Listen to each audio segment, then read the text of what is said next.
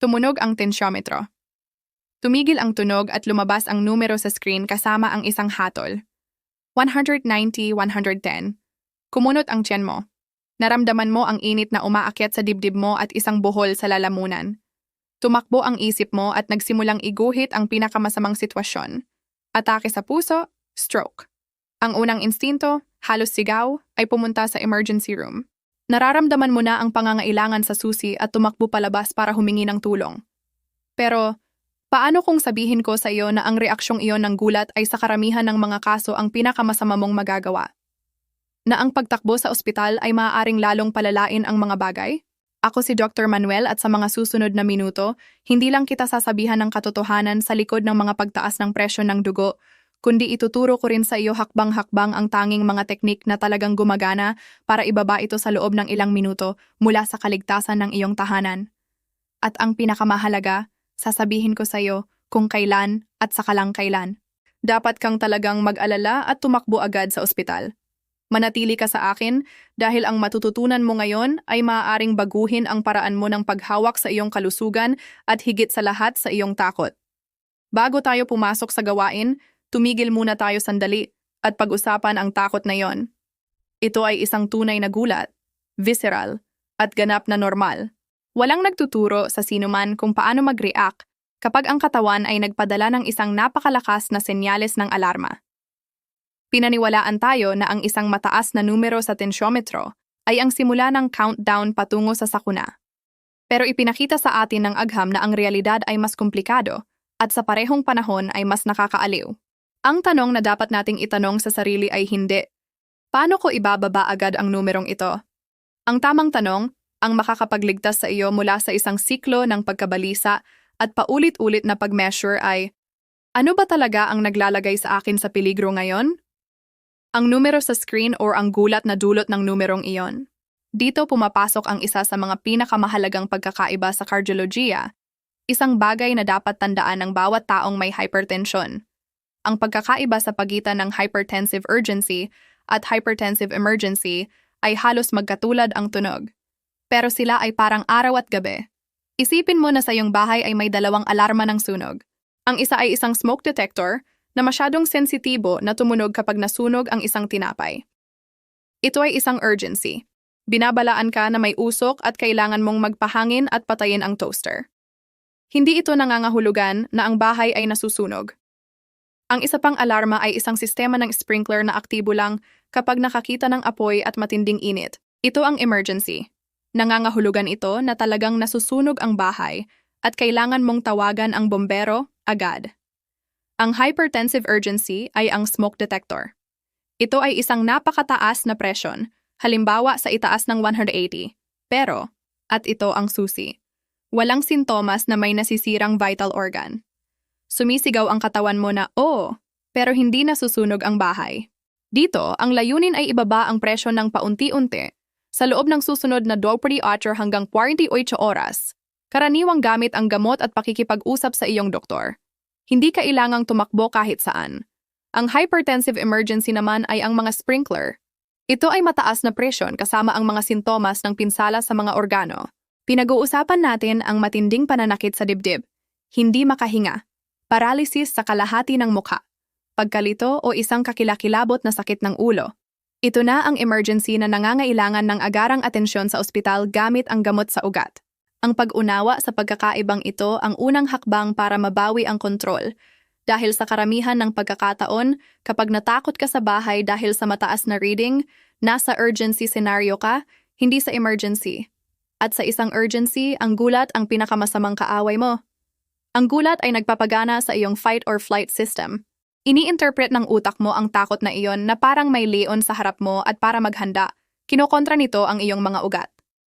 Ang resulta, lalong tumataas ang presyon, isang vicious cycle. Tinatakot ka ng numero at ang takot ay nagpapataas pa ng numero. Ngayon ay sisiraan natin ang siklong iyon. Matututunan nating pakalmahin ang internal na bantay na iyon. Pero una, aalisin natin ang mga solusyon na ginagamit ng marami sa gitna ng gulat at mas mapanganib pa sa mismong pagtaas ng presyon. Desmitifikasyon. Ang mga mapanganib na mito na nagpapalala sa krisis. Kapag sumalakay ang gulat, Naghahanap tayo ng magic solution, isang pulang buton, at doon lumilitaw ang pinakamapanganib na mga mito. Payo mula sa kapitbahay, gamot ng lola o lumang practice medikal na hindi lamang hindi gumagana, kundi maaaring tunay na panganib, aalisin natin sila gamit ang agham. Mito 1, ang magic pill sa ilalim ng dila. Ito marahil ang pinakakalaganap at pinakamapanganib na mito. Ang sikat na maliit na pill ng captopril o nifedipine sa ilalim ng dila para bumaba agad ang presyon. Mukhang maganda, di ba? Mabilis na aksyon para sa urgent na problema, di hindi. Ang paglalagay ng gamot na para sa paglunok sa ilalim ng dila, sublingual, ay nagdudulot ng sobrang mabilis at walang kontrol na pagsipsip. Ang problema ay ang pagbaba ng presyon ng napakabrusko ay parang tumatakbo sa 180 km/h at biglang preno. Mawawalan ka ng kontrol at mabubunggo ka. Ang ganitong mabilis na pagbagsak ng presyon ay maaaring magdulot ng malubhang hypotension. Nangangahulugan ito na hindi sapat na dugo ang nakakarating sa utak, puso at bato. Maaaring magdulot ito ng pagkahilo, pagkahimatay at mapanganib na pagkahulog, lalo na sa matatanda. Sa pinakamasamang kaso, ang kakulangan sa daloy ng dugo, ischemia, ay maaaring magpalala at dagdagan ang panganib ng malubhang problema. Eksakto ang iniiwasan natin. Ang kasalukuyang medical guidelines ay matatag. Ang paggamit ng nifedipine sublingual ay ganap na hindi inirerekomenda dahil sa mga panganib na ito. Ito ay isang practice mula sa nakaraang panahon. Kaya pakiusap, tandaan mo ito. Huwag kailanman mag-automedsi ka ng pill sa ilalim ng dila para ibaba ang presyon. Ito ay parang pagsubok na patayin ang toaster gamit ang industrial fire extinguisher. Mas masama pa ang lunas kaysa sa sakit.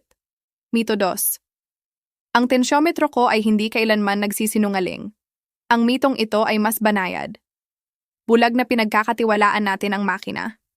Nakikita natin ang numero at tinatanggap na ito bilang totoo, pero tinatayang napakataas na porsyento ng mga hypertensive crisis ay talagang maling pag-measure. Bago ka magulat, siguraduhing valid ang pagsusuri. Ito ang mga sanhi ng false alarm. Ang mali na cuff ang numero 1 saboteur. Kung masyadong maliit ang cuff para sa braso mo, lalabas ang numero na mas mataas kaysa sa totoo. Kung masyadong malaki, lalabas na mas mababa. Dapat itong maayos na nakakabit, nakasya ang dalawang daliri sa pagitan ng cuff at braso mo at nakalagay sa antas ng puso, ilang sentimetro sa itaas ng tiklop ng siko. At huwag kailanman sa ibabaw ng damit, ang postura na kahit ano. Sinukat mo habang nakaupo sa gilid ng sofa na nakakross ang binti at nakabitin ang braso habang nakikipag-usap. Kaya naman lumalabas ang numero sa langit. Ang tamang postura ay sagrado. Nakaupo sa upuan na nakasandal ang likod, ang dalawang paa ay patag sa sahig. Huwag i-cross ang binti dahil iyon pa lang ay nagpapataas na ng presyon. Ang braso ay nakasandal sa mesa sa antas ng puso. Ang maling oras. Nagbabago ang presyon mo bawat minuto. Kung sinukat mo agad pagkatapos umakyat ng hagdan, uminom ng kape, manigarilyo o mag-away, hindi totoo ang reading. Dapat maghintay ka ng hindi bababa sa 5 minuto na nakaupo, kalmado at tahimik bago mag-measure. At huwag magsalita habang nagme-measure. Ang pagkabalisa sa pagme-measure. Ang simpleng paglalagay ng cuff habang iniisip, ano kaya ang lalabas ngayon, ay maaaring mag-activate ng alert system mo at pataasin ang presyon. Minsan, ang pinakamaganda mong magagawa ay ironical na itago muna ang tensyometro sandali. Kung lumabas ang mataas na numero, huminga at tanungin ang sarili, ginawa ko ba ng perpekto ang lahat? Kung ang sagot ay hindi, malamang na hindi ganoon kalaki ang halimaw gaya ng iniisip mo. Mito 3, ang mataas na numero ay laging emergency. At bumalik tayo sa simula. Naniniwala tayo na ang katawan natin ay machine na nasisira kapag lumampas sa isang numero. Hindi ganoon. Ang ating cardiovascular system ay hindi kapanipaniwalang matibay. Makakaya ng katawan mo ang mataas na numero sa loob ng ilang panahon basta walang tunay na pinsala na nangyayari. Isipin mo ang makina ng kotse. Maaaring mag-revolve ng mabilis sandali ng hindi sumasabog. Hindi ito ideal, syempre. At sa huli ay nasisira, pero hindi ito agarang catastrophic breakdown. Ang hypertensive urgency ay ang nagre-revolve na makina, isang senyales na kailangan mong pumunta sa mekaniko sa lalong madaling panahon. Ang hypertensive emergency ay kapag may usok na sa hood at kumikislap ang lahat ng ilaw sa dashboard. Inuulit ko ito dahil ito ang susi sa iyong kapanatagan. Ang mataas na numero, Walang sintomas ng alarma na tatalakayin natin ngayon ay hindi dahilan para tumakbo sa emergency. Ito ay dahilan para kumilos ng kalmado, gamitin ang tamang mga teknik at tawagan ang iyong doktor para ayusin ang treatment. Ang tunay na solusyon, ang aking protocol ng kalmado. Mabuti, naalis na natin ang mga mito, ngayon pumunta tayo sa talagang gumagana. Ipinapakilala ko sa iyo ang protocol ng kalmado, isang plano hakbang-hakbang na dinisenyo hindi lamang para ibaba ang presyon sa ilang minuto, kundi para ibalik sa iyo ang kontrol.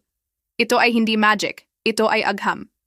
Batay ito sa kakayahan nating i-hack ang ating nervous system. Ang sistemang ito ay may accelerator, ang stress, ang laban, at may preno, ang kalmado, ang relaxation. Kapag nakita mo ang mataas na numero, tinatapakan mo ng todo ang accelerator. Ang layunin natin ay turuan kang hanapin ang pedal ng preno. Hakbang 1, putulin ang kawad ng takot. I-reset ang paligid. Ang una ay i-deactivate ang bomba ng gulat. Sa ngayon, ang tensyometro ay kaaway mo. Kilalanin at ilayo. Tingnan ang numero. Tanggapin ito ng walang iba. Sige, ito ay 185, 105. Mataas ito at agad pagkatapos, patayin ang aparato at itago ito. Itago sa drawer. Ang tukso na muling mag-measure bawat 2 minuto ay perpektong gasolina para sa pagkabalisa. Hanapin ang tahimik na lugar, tumayo ng dahan-dahan, at pumunta sa lugar sa bahay mo na nagbibigay ng kapayapaan. Isang komportableng upuan, kwarto na mahina ang ilaw, anuman. Patayin ang TV, lumayo sa ingay, lumikha ng bubble ng kalmado para sa'yo. Palayain ang pisikal na tensyon. Kung suot mo ang masikip na damit, paluwagin ito. Tanggalin ang sapatos. Paluwagin ang sinturon.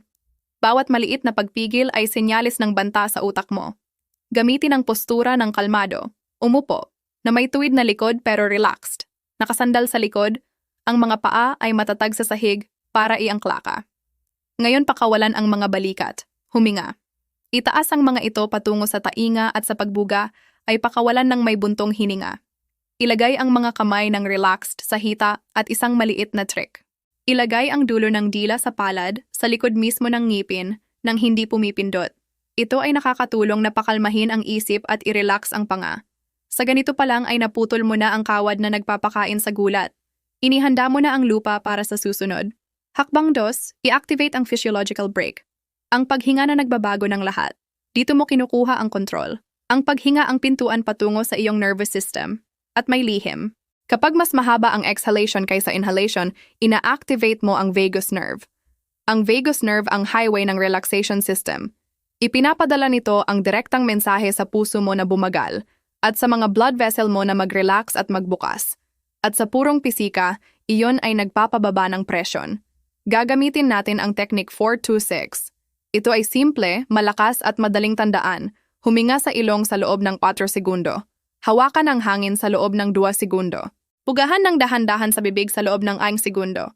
Gawin natin ito ng sama-sama. Isara ang mga mata kung gusto mo. Una, isama ang hinlalaki at hintuturo. Makikita mo na nabubuo ang maliit na bukol. Ang punto ay nasa pinakamataas na bahagi. Paano ito gamitin? I-relax ang kamay at gamit ang hinlalaki at hintuturo ng kabilang kamay. Pindutin ng mahigpit pero hindi masakit ang kombinasyon. Habang patuloy ang iyong paghinga 4-2-6, panatilihin ang pressure sa puntong iyon. Magpapadala ka ng isa pang senyales ng kalmado sa nervous system mo. Gawin ito ng ilang minuto sa isang kamay at pagkatapos ay lumipat sa kabila. Babala, huwag pindutin ang puntong ito kung buntis ka. Hakbang 3, optional, ang isometric grip. Ito ay dagdag na teknik kung mas stable na ang pakiramdam mo. Ang mga isometric exercise, pagkontra ng kalamnan ng hindi gumagalaw, ay napaka-epektibo para sa presyon. Ang teknik. Kumuha ng malambot na bola o nakarolyong tuwalya. Pindutin ito gamit ang isang kamay sa 30% ng iyong lakas. Hindi ito dapat nakakapagod na pagsisikap. Panatilihin ang pressure sa loob ng 1 o 2 minuto habang humihinga ng kalmado. Pagkatapos ay i-relax at lumipat sa kabilang kamay ang mekanismo. Pinaniniwalaan na nakakatulong ito na maglabas ng nitric oxide, isang substance na nagre-relax at nagpapalawak ng blood vessels, na tumutulong na ibaba ang presyon. Hakbang 4, ang test ng 20 minuto, ang strategic na paghihintay. Nagawa mo na ang mga hakbang sa pag-relax, mas kalmado na ang pakiramdam mo. Ngayon darating ang pinakamahirap at pinakamahalaga. Maghintay. Dapat kang maghintay ng kalmado, hindi bababa sa 20 o 30 minuto bago muling mag-measure ng presyon. Bakit? Dahil kailangan ng katawan mo ng oras para kumalat ang mga senyales ng kalmado at bumaba ang stress hormones. Kung magme-measure ka ng mas maaga, maaaring hindi ang inaasahan mo ang resulta at maaari kang bumalik sa siklo ng pagkabalisa. Sa loob ng mga 20 minutong iyon, patuloy na huminga ng mahina. Makinig sa kalmadong musika o manahimik na lang. Pagkatapos ng 20-30 minuto at saka lang, tingnan ang tensyometro. Sundin ang perpektong protocol ng pag-measure na natutunan natin kanina at kunin ang reading. Malamang na makikita mo ang malaking pagbaba, marahil hindi pa sa 120/80, pero hindi iyon ang layunin. Ang layunin ay i-deactivate ang gulat at ilabas ang katawan mo sa danger zone. Kung bumaba ka mula 190-110 patungong 165-95, nanalo ka na ng malaking labanan. Kailan dapat tumakbo sa emergency? Ang mga pulang bandila na nagliligtas ng buhay. Halos buong video ay hiningi ko sa iyo ang kalmado, pero ngayon darating ang pinakamahalagang bahagi sa aspeto ng kaligtasan. Ito ang listahang hindi mapag-uusapan. Gusto kong pakinggan mo ng may lubos na atensyon? Kung mataas ang presyon mo at kasabay nito ang alinman sa mga sintomas na ito, hindi na ito urgency. Ito na ay hypertensive emergency. Dito walang protocol ng kalmado. Dito ikaw o ang kasama mo ay dapat tumawag agad ng ambulansya.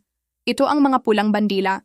Sakit o pressure sa dibdib, hindi isang tusok, kundi isang mapang-api na sakit na parang may nakaupo sa ibabaw mo na maaaring kumalat sa kaliwang braso, panga o likod. Maaaring atake sa puso ito. Matinding hirap sa paghinga, pakiramdam na nalulunod, walang makuhang hangin, lalo na kung lumalala kapag nakahiga. Maaaring likido sa baga, pulmonary edema, biglaang neurological symptoms. Ito ay tumuturo sa posibleng stroke, CVA. Bigyan ng pansin ang alinman sa mga ito, kahinaan o paralysis sa isang bahagi ng katawan. Bigla kang hindi makagalaw ng isang braso o binti o namamanhid ang kalahati ng mukha. Isang braso o binti, nakalaylay na mukha. Kapag sinubukang ngumiti, hindi gumagalaw ang isang bahagi ng mukha. Hirap sa pagsasalita o pag-unawa. Nauutal ang salita, hindi mo mahanap ang tamang termino o hindi mo naiintindihan ang sinasabi nila. Bigla ang pagkalito. Hindi mo alam kung nasaan ka o anong araw. Sakit ng ulo. Bigla at sumasabog. Ang sikat na pinakamasakit na sakit ng ulo sa buhay ko. Sakit na may intensidad na hindi mo pa naranasan. Maaaring cerebral hemorrhage ito. Problema sa paningin. Bigla. Malabo ang tingin, doble o biglang mawala ang paningin sa isa o parehong mata. Matinding at mapunit na sakit sa likod o tiyan. Matinding at biglaang sakit, na parang may nabiyak sa loob, na maaaring aortic dissection, isang lubhang malubhang bagay. Inuulit ko, mataas na presyon. Dagdag pa ang isa sa mga sintomas na ito ay katumbas ng tawag sa emergency. Walang pag-aalinlangan. Ang pagkilala sa mga ito ay hindi para mabuhay sa takot, kundi para malaman mong kumilos ng tumpak kapag talagang mahalaga. Konklusyon. At ang susunod na hakbang, ang tunay na solusyon. Nagpunta tayo mula sa gulat patungo sa kalmado, mula sa mga mito patungo sa agham. Natutunan mo na pag-iba-ibahin ang urgency sa emergency at gamitin ang protocol ng kalmado. Ang pangunahing mensahe ngayon ay ito. Posibleng ibaba ang presyon agad, pero ang tool ay hindi pill, kundi ang sarili mong kakayahan na kontrolin ang gulat. May kapangyarihan kang pakalmahin ang nervous system mo. Pero, at ito ang susi, ang protocol na ito ay first aid tool. Ito ay parang alam ang Heimlich maneuver. Inililigtas ka sa krisis, pero hindi nilulutas ang ugat ng problema. Ang pagbaba ng presyon sa isang acute moment ay hindi nagpapagaling ng hipertensyon. Ang tunay na solusyon ay isang long-term plan kasama ang iyong doktor. Kasama rito ang malusog na dieta, regular na ehersisyo, pagpapanatili ng tamang timbang, pag-moderate ng alak at hindi manigarilyo. At higit sa lahat, pamamahala ng stress. Huwag hintayin ang krisis bago sanayin ang paghinga, Part 2.6. Gawin itong ugali, ilang minuto sa umaga at gabi. Ang pagiging pare-pareho na ito, ang unti-unting nagre-reconfigure ng nervous system mo para hindi gaanong reactive. Kung nakatulong sa iyo ang video na ito na mas maunawaan ito at pakalmahin ang takot na iyon, hinihiling ko na ibahagi mo ito. Maaari mong matulungan ang isang kaibigan, ang iyong ama, ang iyong ina na maiwasan ang hindi kinakailangang gulat at pamahalaan ang kanilang kalusugan ng may higit na tiwala. At ang pinakamahalagang hiling ko bilang doktor, ito ay isang gabay, hindi ito kapalit ng iyong doktor. Ang tunay na solusyon para sa iyong hipertensyon ay isang long-term plan na dinisenyo at sinusubaybayan ng propesyonal. Kausapin mo siya. Kung gusto mo ng higit pang payo sa kalusugan na tulad nito, malinaw at batay sa agham, inaanyayahan kitang mag-subscribe sa channel. Salamat sa pagsama sa akin. Ako si Dr. Manuel at laging tandaan, kontrolin ang takot. Huwag hayaang kontrolin ka ng numero. Alagaan mo ang sarili mo ng mabuti.